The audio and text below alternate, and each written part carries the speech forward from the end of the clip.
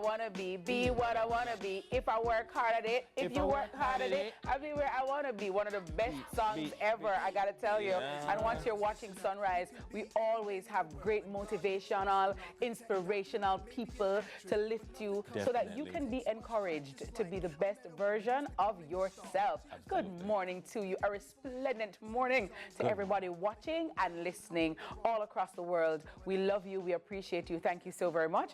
And to all our YouTubers, please remember to hit the like and subscribe button. And wherever you go, just please remember to spread the word. Now, I have a very, I get excited when I see the fully bright people. You know what I'm saying? Yes. We live for this. We live for this. These conversations, yeah, we love them. Because brightness catching in Dennis. Yes. You understand? Yes. Yes. Your environment is very important. And therefore, I'm so happy to have 14-year-old Jada Wright, who has definitely got it right and has had a history of academic success. First, conquering her primary exit profile studies, her PEP, while simultaneously, Dennis, get this, running her own book club and sitting 2 Caribbean secondary education certificate CSEC subjects. And CSEC and PEP same time. Yes, CSEC and PEP. Jada brain, import it. Yes, and should we also mention that she received, Dennis, a grade 1. Okay, so she received a 1. She then moved on to the Hampton School in her home parish, the Breadbasket Parish of Jamaica, St. Elizabeth, to achieve an additional 1 while in grade 7. All while establishing a homeschool online-based program at her parents' institution, Caribbean Online Academy. Wow. Well, as of January 15, Jada has added to her list of amazing achievements, becoming the youngest ever student to successfully matriculate to read for a degree at the University of Technology, where both her parents are alumni. Now pursuing a BSc in computer science, young Jada says she's only getting started towards her dreams and aspirations of becoming a software engineer. Now that is what you call fully bright. Fully bright. Completely, full rev. Listen. Welcome to Sunrise. Jada. Welcome to Sunrise. Good morning. Good morning. Please, let me just draw some of the brain. Some of the brain. Some of the brain for the some of the brain. Jada, brain for the baby. Hey, she got a fine pair of kicks on. Man. Hey, I love those kicks. So not only is she bright, she's also very trendy. You see that? That's what I'm saying. And she's absolutely beautiful as well. But Jada, congratulations to you on all your accomplishments. And, you're such an inspiration. So 14 years old, and you are reading for your Bachelor of Science degree at the University of Technology. A lot of people are asking, Jada, how come? Well, when I was, I think, 4 years old, maybe not 4, I was in 1st grade. My parents actually made me skip 2nd grade, and I just went straight into 3rd grade. So in between that kind of space there, I was homeschooled for a couple of months, and that's when I really realized that I love to learn. Yeah. So after that, I did my PEP exams. My mom, she came up to me while we were driving home, and she said, I'm going to have you do CXC this year. So I was studying for the exams, and I didn't actually know I was going to sit them. She just gave me 2 textbooks to study for the exam in May, June. Yeah. So I was just studying, get everything ready, and then I think a couple weeks before the actual exam, that's when she told me that, well, you're going to write the paper. Yes. So after I did that, it really just sort of skyrocketed from there. When I was in grade 7, I did 2 additional subjects, and then I did 5 when I was meant to be in, I think, grade 9. Wow. I find it interesting, your timeline, because, you're jumping in the multiverse, so to speak. So you're doing things on parallel tracks and managing them well. How do you manage these multiple timelines? Yes. While still being a child and enjoying your childhood. Yes. I try to find balance. I do a lot of things outside of school. I have a dog and a cat who I love. You hear that? Yes. Continue. So I also do photography. I play the piano. I do quite a lot outside of school, including karate, swimming. So I When do you sleep, Jane? So I try to sort of find a balance between my schoolwork and still trying to, be myself. Yeah. Figuring out all of the kind of things that I love to do. And I specifically love computer science because coding has always been part of my life. I've been coding since I was 9, and so I know that's exactly what I want to do when I grow up. So for parents who have children who may not enjoy learning like you do, or may not show a natural, you know, gravitation toward learning. How your parents obviously have played a very integral role in your life and learning. What can parents do to get their children to, you know, love learning more and excel more? I would say to find what they're interested in. Really, learning is all about finding what you're interested in and then just diving right into that. That's actually one of the things I think we need to change about the educational system. Talk to me. Right, to provide students an opportunity to be able to explore their interests outside of things that they don't particularly like. For example, some students are interested in business, they want to spend more time on that. I think we really should give them the opportunity to be able to explore that. I also don't believe parents should force their kids to love learning. Just figure out what they deeply love. We're all born with passions. Find their passion, allow them to dive into their passion, and then they're able to spread that passion into other things they may not love as much. For example, physics, I don't particularly love physics, but I do love chemistry. So I just try to bring my passion for chemistry into physics. And whenever I do something, I give it 1,000%. So when you're at school, because you're obviously surrounded by adults, right? You're 14 years old. How do they react to you being in the class? Have you started the degree, the bachelor's degree, or did you just get accepted? I actually did start. I got accepted when I was 13, actually, last year. Oh, wow. So I just started this year after I turned 14. Jada mother, Jada mother, Jada mother. I'm gonna need a sister. I'm gonna need you, Jada mother. I will pay for the extra lesson, Jada mother. I need to move to St. Elizabeth. Where I need to move to, Jada mother. I need it as my neighbor, Jada mother. I'm calling Jada mother. I gotta tell you. So how do you navigate? You know, you're in class with these adults. How do they respond to you, and how do you respond to them? I would say the response has been pretty positive so far. Everyone is really nice.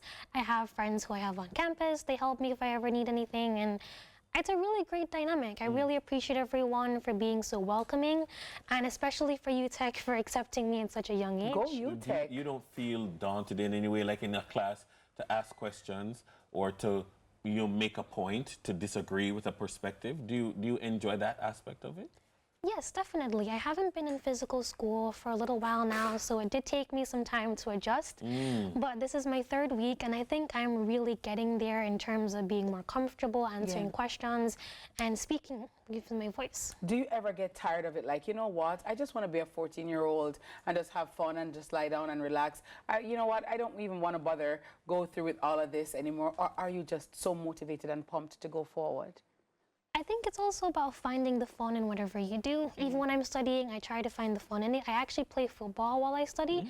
I can't sit and study. Jada mother, Jada mother, call Jada mother now. She's Jada mother. You have to tell me this formula. That's why it's so important. You play football, Jada? Right, so actually motion helps you in understanding something. Motion? Yeah, when you're moving, it tends to be easier for you to be able to memorize something.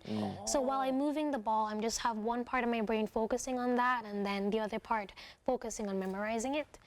Adapt Jada, you know. I got adapt Jada. I got need Jada. That's say no as a person. So Jada said one side I brain a focus for the bar. Of course. Who thought? I didn't know that. That's how bright people work. That's That's why she's fully bright. Everyone has the ability to do something like this. We all have our special purpose inside of us. I just think it's our responsibility to achieve that purpose and just focus on what you love. You're passionate about coding, as you said. Like going forward, I mean, I don't know, maybe you go to MIT or one of those, you know, big schools in California, etc. I mean, where are you looking to go? What are you looking to do with coding? Coding, I'm specifically looking to start my own company in the very near future. But in terms of short term, I do want to pursue my master's overseas, hopefully. I'm still going to come back to Jamaica. This is my home. You know, it's a part of my heart. But I am looking to go overseas, and I'm actually looking for internships as of this summer. And speaking about coming back to Jamaica, because that's what we want to do, you know what I mean? Yeah. To enrich, build Jamaica for Jamaicans, and with a bright mind like yours, that's definitely an asset. If, say, for example, Jada, you were the leader of the country for the day, what changes would you want to implement and see being made? Yeah, for a day, what would you do? I would make a change to the educational system, first of all. So I think in the educational system, we definitely need to have more varied pathways for students, since one size doesn't fit all. Not every student is the same. We don't all learn the same. For example, if someone prefers art, that doesn't mean they're not bright or intelligent. It just means that that's what their purpose is. That's what they enjoy doing. And I think we need to allow students to be able to pursue their varied pathways, pursue their varied skills. For example, my dad, he's gotten hundreds of students into college at UTECH specifically. So UTECH is really part of our family. Yes. So when he brings them to college, they typically don't want to go because they're saying, I want to focus on starting my own business. Or when they're in high school, they just pass through the system. They feel like they're not able to explore the things that matter to them. I think that's what I would definitely change for sure, allowing students to have alternative pathways, allowing us to accommodate their alternative means of learning, and just making education fun for students so they don't feel like they're just passing through the system, but they're actually learning something meaningful to them. Wow, amazing. Well, you know what? I think I need somebody in this discussion to judge and this answer that's so articulate. Or give some policy guidance. Yes, some policy guidance. I ask that the leader of the opposition, Mark Golden, please, sir. Yes, come and join us, sir. Greetings, sir. Good morning. Welcome, sir, to the set. Lovely to see you. Sir? Yes. What do you think of what Jada has said? I think we need Jada in the education system to help re-engineer it. Yes. Yeah. But she's absolutely right, because the traditional approach, which is decades old, tends to put people in a bit of a silo towards their traditional careers. And many people have other interests, other passions, and the education system doesn't really sufficiently cater for that. So the experience of education for them is not a wholesome one, not an enriching one. So of course it would require a lot of input at the teacher training level as well, as to how exactly you could explore those pathways. But I think countries which do that tend to have better educational outcomes. And countries that make learning a much more fun experience do very well. Finland is an example, for example. They have perhaps one of the most successful education systems in the world. It's very unregimented, it's very flexible, and students are really encouraged to explore their own, development in whatever path or way they feel comfortable, and it's working for them. So we need to, I think, be a bit more empowering of our students by affording them those opportunities. But I love how Jada put it. She just did it so articulate, like, okay, one. And also, sir, in terms of the parents, because education is a partnership between parent, teacher, and student. So even though the education system may accommodate certain things, there are some parents who are like, no, you're going there. How accommodating should parents be of their children's abilities? Well, they should be encouraged to be very accommodating, because the fact that you as a parent don't really have an appreciation for something doesn't necessarily mean that it's not worthy. Right. Some of us are very limited in our imagination and our scope, and our children may be flourishing in ways that we didn't really understand or anticipate. Yes. Or they're demonstrating excellence in things that our minds were just never open to. That too. Exactly. So I think we need to encourage our parents to allow our children to, exhale, to breathe, to be themselves and explore their areas of passion, their areas of talent. Otherwise they're going to have children who feel stultified, who feel that they haven't really been afforded that opportunity to express themselves. And that's not a wholesome way of developing a child. Well, Jada has spoken, and Honorable Mark Golden has spoken, and let me tell you, Jada mother, I'm gonna need you in my life, miss. I'm gonna, if I have to be a neighbor, I'll move. You understand? I'll move. Don't worry about it. But your daughter is absolutely amazing. Have your child sit outside of Jada. And just you understand? As a god sister. You understand? The baby, Jada, god sister, right? No, I absolutely love this. And what I love about it as well is the fact that we are celebrating being bright. You know what I mean? Right. So often, our children in Jamaica are made to feel like if you're bright, you need to dumb yourself down. You need to hide because a dunce a keep and you're too enough. And I like that Jada is so articulate, so playful, enjoying her childhood, enjoying being a teenager, but still focusing, still striving and thriving. And it augurs well for our young people too to know that, you know what, I can be a Jada too. I have what it takes, and it's that's cool. why it's important to highlight her and celebrate her. Jada definitely has an intellectual maturity beyond her years. For somebody who's 14, she's reasoning like an adult already. So I'm sure she'll be able to cope with university very easily. Congratulations, and I hope that you are able to, you know, achieve your dreams of studying abroad ultimately, and then coming back to help build the Jamaica we all want to see. Absolutely. Lovely. Me and Jada mother is cousin from long time. It's my second cousin. Right. I should have never knew it, but you know, I'm just letting her know now. Well, that was thank you, Jada, and all the best. Yes. Our guest is 14-year-old scholar Jada Wright.